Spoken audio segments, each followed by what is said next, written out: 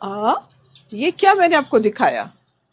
20 20 20 20 minute तक screen time में काम किया और 20 सेकंड का एक ब्रेक लिया और 20 फीट दूर कुछ चीजों पर अपनी दृष्टि स्थिर की।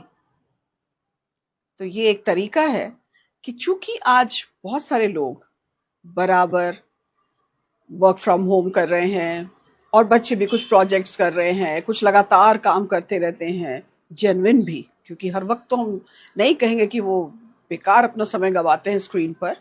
तो जेन्युइन भी जब काम करते हैं तो एक 20 मिनट के बाद 20 सेकंड का एक 20 फीट दूर चीजों पर फोकस करना चाहिए।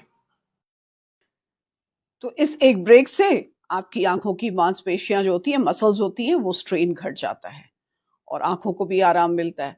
अब ये नहीं कहने का तात्पर्य है कि आप 20 फीट एकदम मेजरमेंट ले करके ही उतनी दूर देखना है। कहने का अर्थ है कि करीब 20-25 मिनट काम करके आंखें तो थक भी जाती हैं ना, कई बार हम पलक भी झपकाना भूल जाते हैं, तो बहुत जरूरी है, इससे आंखें भी सूखती हैं।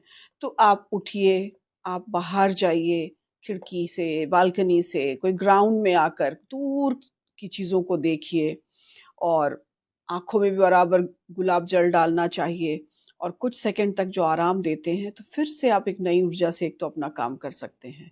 तो ब्रेक लेना तो वैसे भी जरूरी है और आंखों के लिए भी जरूरी है, दिमाग के लिए भी जरूरी है। और जैसा कि हम जानते हैं कि जब लगातार हम कुछ स्क्रीन टाइम पे रहते हैं या नॉर्मल भी एक टीवी पे भी देखते रहिए तो जो ब्रेन है वो भी फ्लैट सी उसकी वेव्स हो जाती है ना, हम केवल देखते रहते हैं, इडियट बॉक्स, केवल देखते रहते हैं क्या हो रहा है, क्या हो रहा है, क्या हो रहा है।